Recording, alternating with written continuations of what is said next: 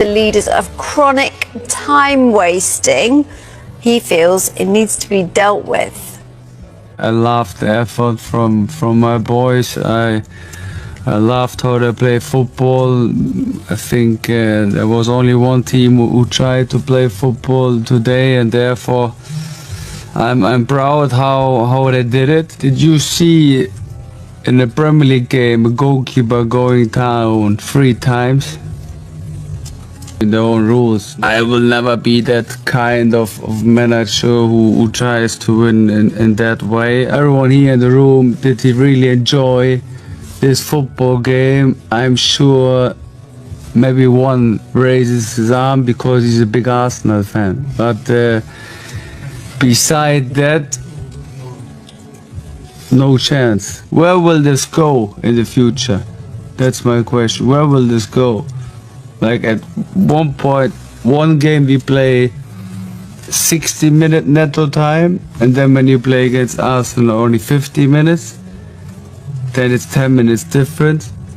So is this for what the supporters are paying for? You get players, we love our players, and I love the way we compete. Do you care? Care? Depends. Yeah, and the comments. Yeah.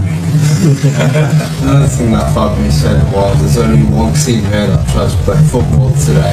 Is that unfair? Because at the end of the day it's about their 3 points. Next question. Yeah, it's just not enjoyable. So yeah, I'd love to see an NBA club, because then it will stop teams wasting time. One of the things about the stoppage is to break up the flow of play, isn't it? Yeah. To get secondary information. You see, the first thing that happens, all the outfield players go to the side. So you've got this break-up in play, you know, you've stopped momentum. You've also got secondary information coming on. So I get it about the time, I get that, but it's not perfect. We just talk about your team. It sounds like sour grapes to me. Listen, I understand what Jay's saying there as well. It's not easy on the eye, but we've spoke about Arsenal in previous years that they're a little bit naive, not streetwise. Well, now they are. And what you need to think about is, for us, he thinks about the way that this team played last night. Arsenal won the game. That's the end of the story. They did what they needed to do. If they're gonna, what does he want them to do? Speed it up for Brighton's sake? They're not gonna do that at all. They're gonna take every inch that they can take to try and win the league. It's not just a regular game. They're trying to win the league. So, for him to come out and say it's league for their fans, so yeah, it might not be enjoyable. I don't enjoy watching some of the things that I see in the Premier League these days, but it's completely different when you're playing in it.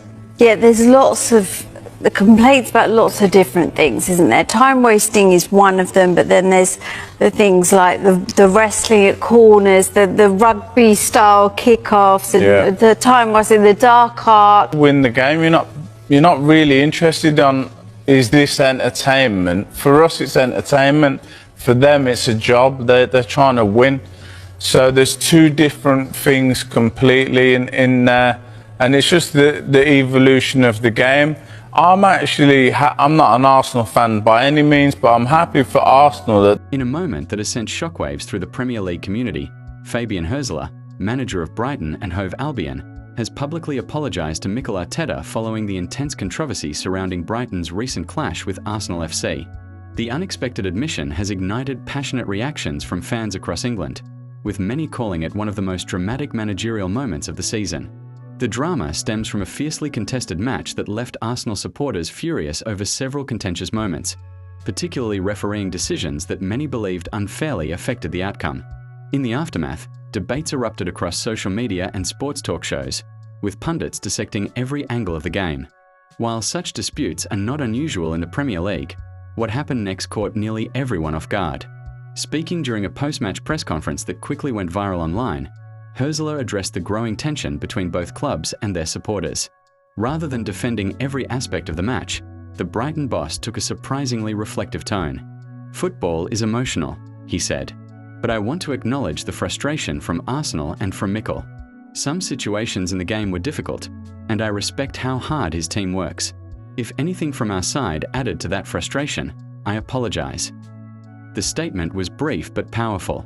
In a league where managers often dig in and defend their teams at all costs, a public apology, especially directed toward a rival manager, felt almost unheard of. The clip spread rapidly online, sparking heated debates among supporters. For many Arsenal fans, the apology felt like long-awaited recognition. Throughout the season, they have repeatedly voiced concerns about controversial officiating decisions in key matches.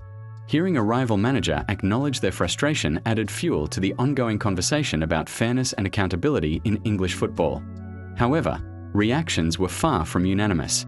Some Brighton supporters argued that their manager had nothing to apologise for, insisting that his team simply played hard and took advantage of the moments presented to them. Others viewed Hürzeler's words as a sign of leadership and maturity, praising him for attempting to calm tensions rather than escalate them. Meanwhile, Arteta himself responded with measured professionalism. The Arsenal manager avoided turning the moment into a public feud. Instead, he acknowledged Hürzeler's comments and emphasised the importance of maintaining respect between clubs competing at the highest level. "Football is intense," Arteta said when asked about the apology. "We all fight for our teams and for our supporters. What matters is that we keep the focus on the game and the integrity of the competition." Behind the scenes, many analysts believe the moment could help cool the rivalry between the two clubs, which has grown increasingly heated in recent seasons. Brighton's rise as an ambitious Premier League side has brought them into more frequent competition with traditional powers like Arsenal, leading to tense encounters on the pitch. Fans, however, are unlikely to forget the drama anytime soon. Social media platforms have been flooded with reactions, memes, and heated arguments. Some Arsenal supporters are celebrating what they see as moral vindication, while rival fans accuse them of overreacting to normal football controversy. Regardless of where supporters stand, one thing is clear: Hürzeler's apology has added another unforgettable chapter to this Premier League season.